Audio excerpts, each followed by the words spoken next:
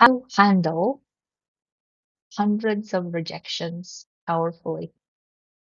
And that's a topic that I want to dedicate time to as I coach a lot of my humanitarians going through rejections after rejections in the job application, and then them feeling like, okay, this is not working.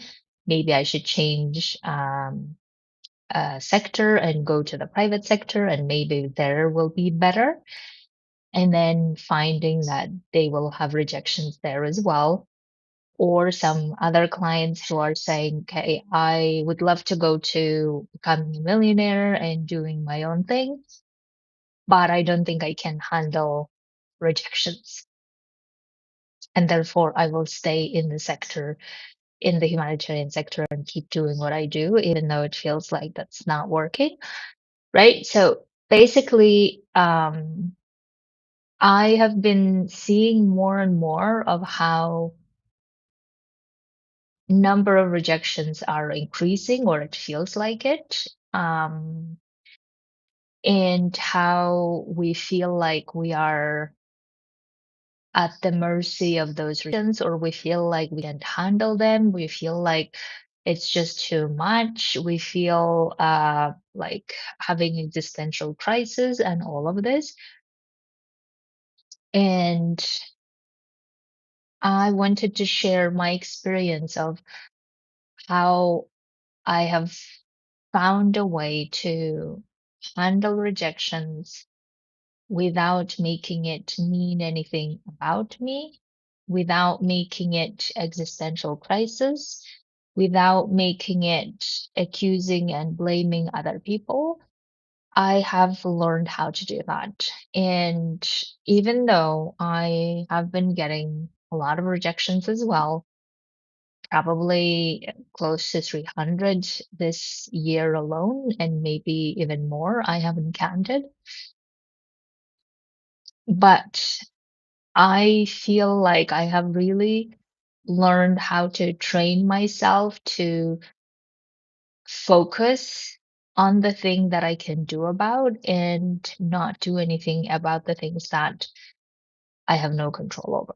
Right. So I would like to share what are the things you can do, what are the things you shouldn't be doing if you would like to continue in whichever journey you are choosing, and if you would like to be successful at it.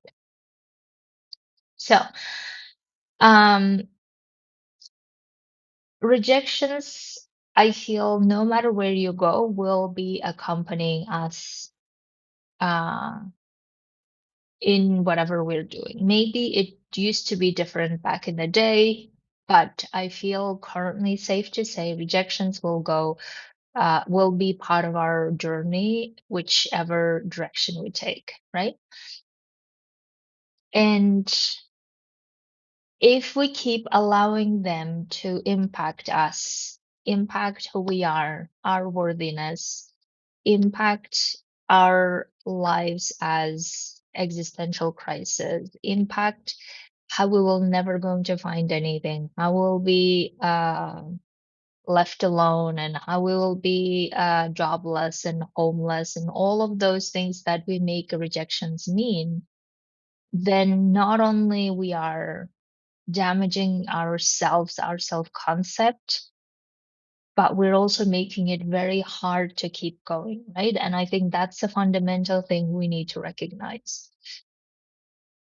Because I think there is this assumption that it's not possible to handle rejections powerfully. And by powerfully, I mean to put this into a good use and take whatever we can and leave everything out. Right? By powerfully, I mean where we don't make this mean so much about how we're not hireable, employable, and how we're this and how we're that. A lot of the time, I believe that humanitarians believe, and maybe it's true to all professionals in general, we just believe that there is no other way to handle rejections except beating ourselves up, or blaming others or systems, and then feeling so bad about it.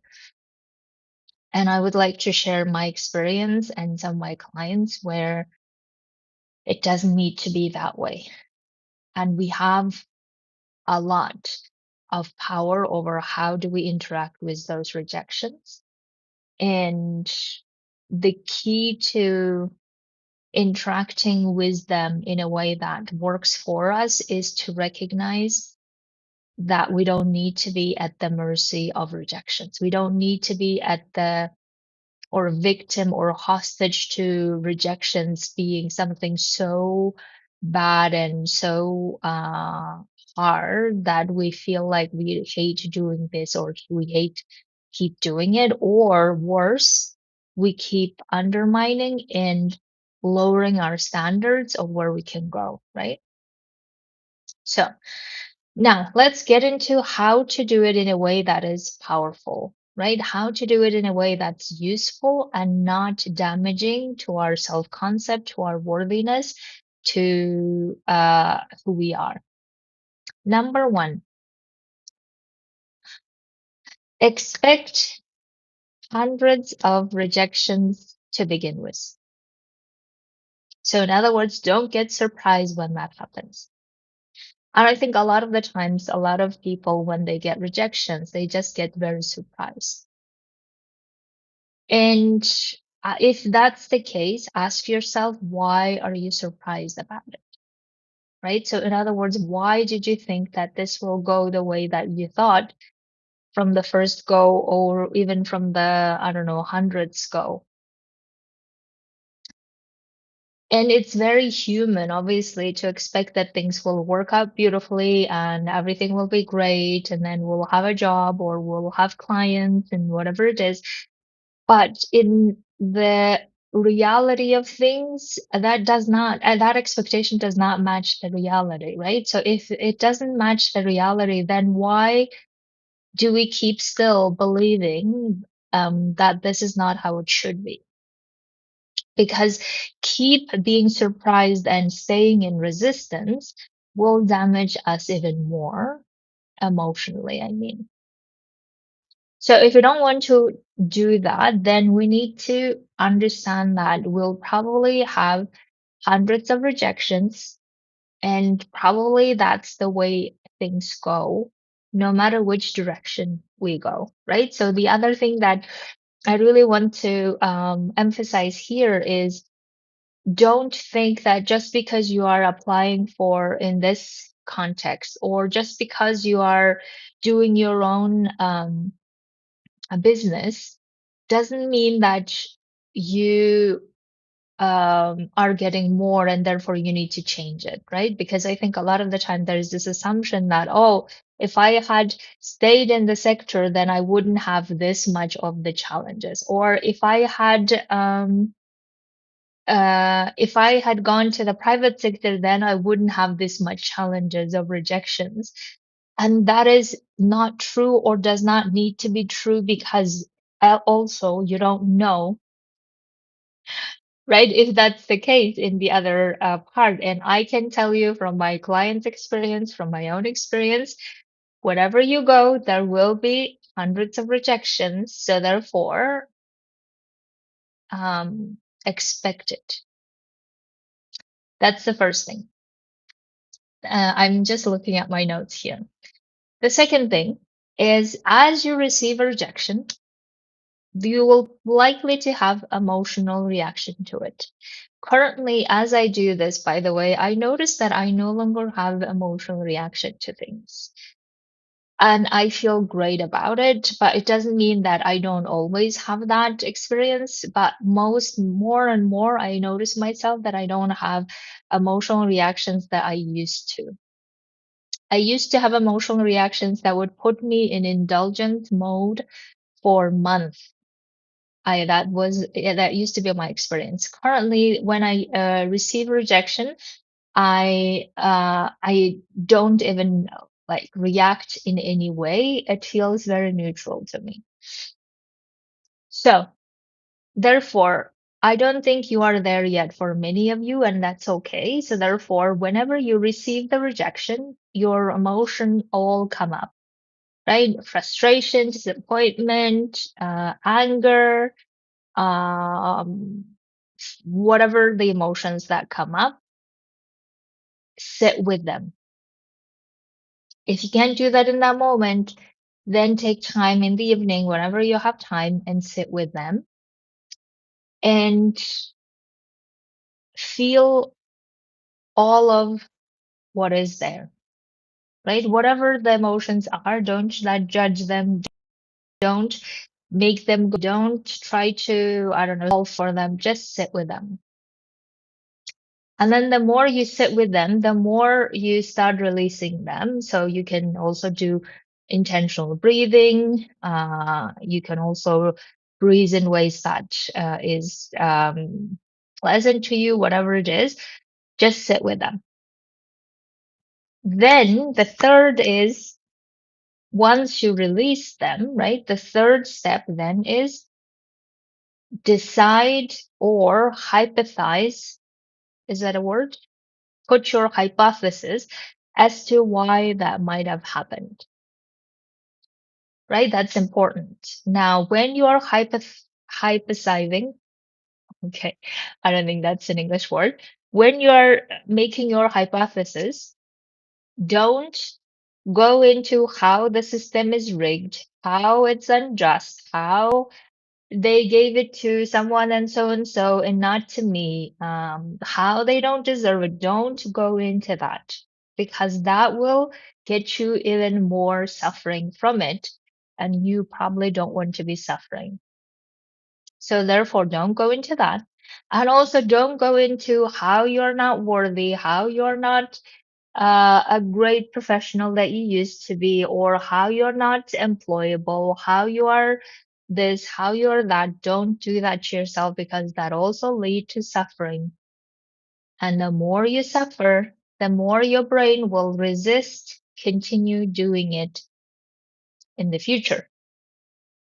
Because the other thing that I was coaching a client on recently, she was saying that, well, this is so unfair, this is ageist, this is discriminatory, and all of this. And I hear her, right? And I'm in no way dismissing anything that she's experiencing, and I want her to also feel all of those emotions. I was simply asking her, let's say all of those are true. Let's say the ageism, the discrimination, you being from the global south, whatever the other discrimination that you might be going through, or you being an outsider and not being an in, or some people not liking you, whatever the situation might be, and we accept them as true. Does that really mean that we stop applying?